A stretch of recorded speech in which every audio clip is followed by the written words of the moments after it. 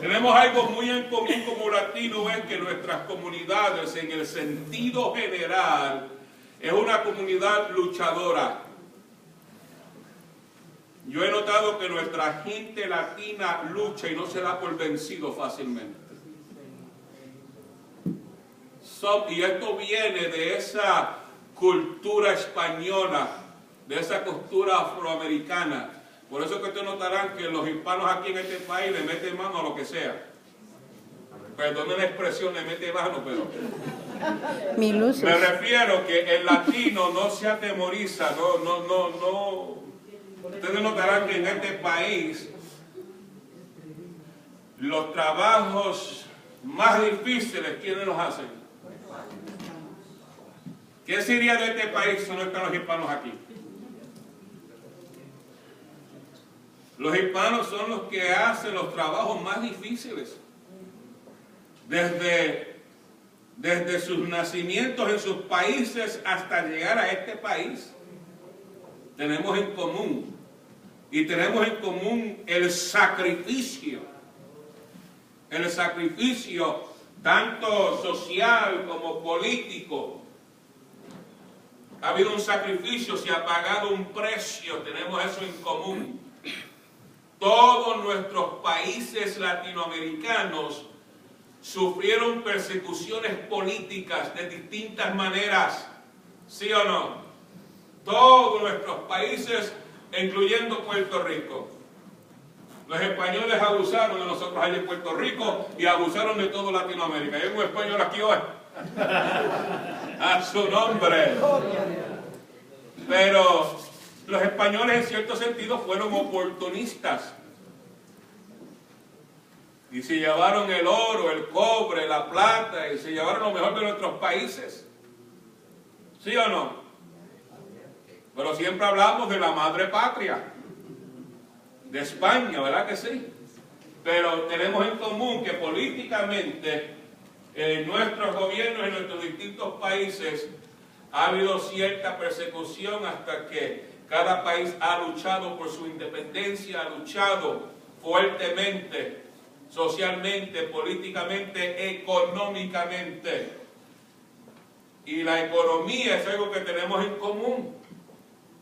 Somos gente que luchamos por nuestra economía, en el sentido general. De que caigan 2 o 3 vagos está bien. De que no quieran luchar está bien, eso lo entendemos. Pero en el sentido general, somos gente luchadoras. Y algo en común adicional que tenemos es que los países latinoamericanos, en su gran mayoría, somos bien religiosos. No me malinterpreten, religiosos porque sea que sirvan a Dios o sirvan lo que sirvan, hay esa tendencia de religiosidad desde el punto de vista de religión. El latino tiene más inclinación de buscar a Dios, no como la mentalidad europea, o la mentalidad asiática, o la mentalidad de los indios, o los hindú. Nosotros somos más inclinados a Dios. Nuestros países, la gran mayoría de ellas, declaramos ser cristianos, llámese católicos, o llámese evangélicos, o llámese pentecostales, pero hay esa tendencia de creer en Cristo. Y aunque hay sus errores doctrinales y bíblicas, pero se cree en Dios. ¿Sí o no? En nuestros países. Nuestro Dios no es Júpiter, ni es la luna. Nuestro Dios no es una vaca. No confesamos como en otros países que tienen tantos dioses, como los asiáticos, que esa gente tienen a Confucio, tienen a Buda y tienen unos cuantos más. En la India, las vacas son sus dioses.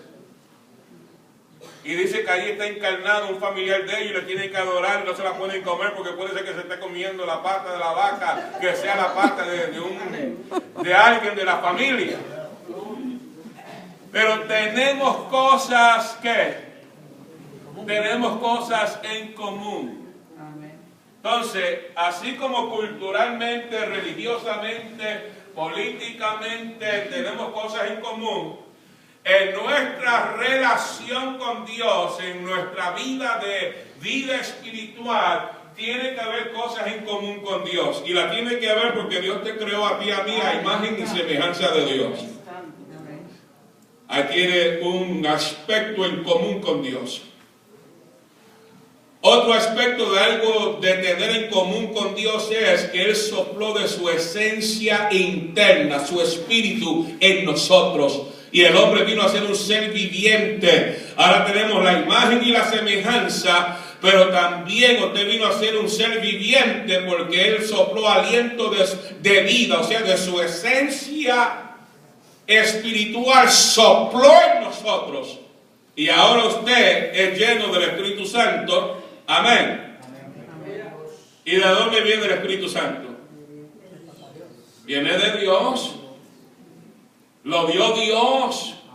Entonces, hay muchos aspectos que tenemos en común que podemos, y nos hace posible entonces, el poder relacionarnos con Dios. Y es ahí, por el Espíritu Santo, que viene esa motivación y viene en nuestras vidas ese anhelo, ese deseo, ese temor a Jehová.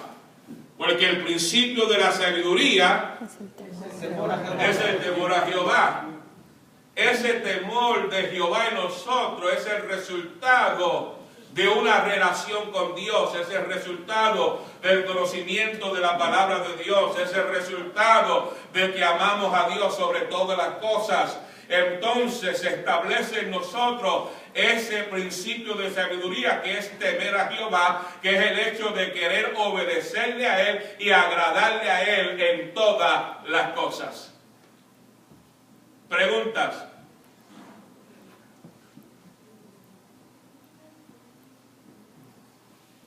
Ahora mismo estamos experimentando algo en común. Ahora mismo estamos experimentando todos aquí algo en común. Eso mismo, el frío. Ahora mismo estamos experimentando algo en común, que el dedo gordo de sus pies está frisado. Estamos experimentando todo, ¿qué? Lo mismo. Entonces, en nuestra relación con Dios hay que procurar, debemos de procurar ser espirituales. Espirituales por vida, espirituales por evidencias visibles. La espiritualidad se puede ver en el sentido de que los frutos del Espíritu son ¿qué? Visibles. En nuestra forma de hablar, además de poder identificar el nivel de comprensión, el nivel de capacidad, se puede entender cuánto espiritual es o no es la persona. Con solamente hablar, usted va a saber si es espiritual o no es espiritual. Porque el espiritual, las conversaciones nuestras son muy diferentes a las conversaciones carnales. Y el que se deja manejar por conversaciones carnales es tan carnal como el carnal.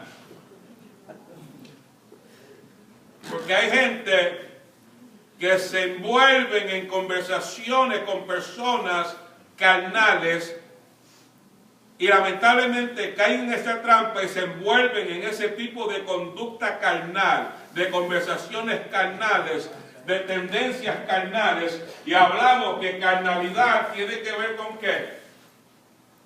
Cuando hablamos de una persona carnal, ¿de qué estamos hablando? ¿Qué es qué? Francisco, dime. Los deseos de la carne. Cuando hablamos de esa otra parte del hombre, la naturaleza humana, la naturaleza carnal, Pablo la define como la naturaleza animal. Es esa naturaleza que usted y yo tenemos que sujetar por el Espíritu a la luz de la palabra. Pero esa naturaleza carnal es donde se asientan los sentimientos, las emociones, aún los pensamientos que contradicen el texto bíblico. Todas esas emociones, todos esos sentimientos que se establecen, que se oponen a lo que la Biblia enseña, se vuelven una conducta ¿qué? carnal. O sea, cuando hablamos de vida espiritual o hablamos de vida carnal, estamos hablando de la conducta de los seres humanos. Conducta, mi forma de hablar, mi forma de actuar, de hacer las cosas, la forma de vivir o no vivir la palabra del Señor. Y claro, en Romanos vimos algunos versos del debate que hay entre lo que es la vida espiritual y cómo identificarlo, y cómo nosotros procurar cada día apartarnos de esa manifestación carnal, porque hermano, uno puede determinar si lo que sale de su boca o lo que se manifiesta en su vida es de Dios o no es de Dios. Y no se necesita mucho discernimiento espiritual. Con ver nada más uno puede ver espiritualidad o carnalidad. En la forma que ejecuta, en la forma que se expresa, hasta en la forma que camina. Hello. Hay gente que tiene un caminar carnal, un caminar literal que es carnal. Y hay bailes carnales, según hay baile en el espíritu. Y hay manifestaciones que son totalmente carnales, que si no hay descendimiento de espíritu, pasan como espirituales y del espíritu y no es del espíritu. Por eso es que hay que procurar una vida de consagración, para que en esa vida de consagración haya en nuestras vidas el don de discernimiento para discernir en el espíritu lo que es y lo que no es de Dios, y para que no nos engañen. Demasiados cristianos y hasta iglesias están siendo engañadas por cosas que parecen ser. La vida cristiana no es algo que se parece. La vida cristiana es algo genuino. Aleluya. La vida del espíritu y la vida espiritual es algo real. Amén. No se parece. Usted no puede parecer cristiano. Usted es cristiano o no lo es. Y usted es espiritual o no lo es. Usted no puede ser medio espiritual. Usted no puede estar medio ungido. Las manos son ungidas, pero los pies los tiene carnales. ¿Me va entendiendo? En el Señor, o estamos injertados el cuerpo, o no lo estamos.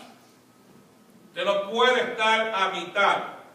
Y hay personas que aparentan estar como a mitad. No hay tal cosa. O está en el Señor o no está. O vive la espiritualidad o no la vive. Mas vosotros, dijo Pablo en el verso 9 del capítulo 8 de Romanos, mas vosotros no vivís según la carne, sino según el Espíritu, si es que el Espíritu de Dios mora en nosotros. Y si alguno no tiene el Espíritu de Cristo, simplemente no es de Él. Entonces, el que tiene el Espíritu de Cristo se puede identificar inmediatamente. Y la gente espiritual puede identificarlo inmediatamente.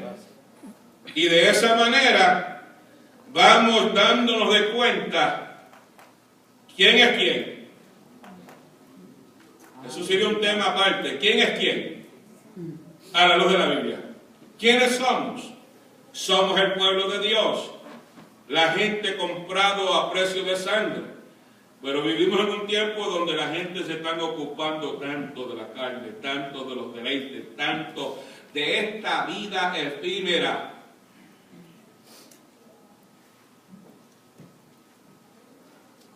Yo a veces pienso, si nosotros, el ser humano, se sacrificara según nos sacrificamos para las demás cosas, seríamos un pueblo más bendecido. Aleluya, amén. Como que no muchos se atrevieron a decir nada. Si nosotros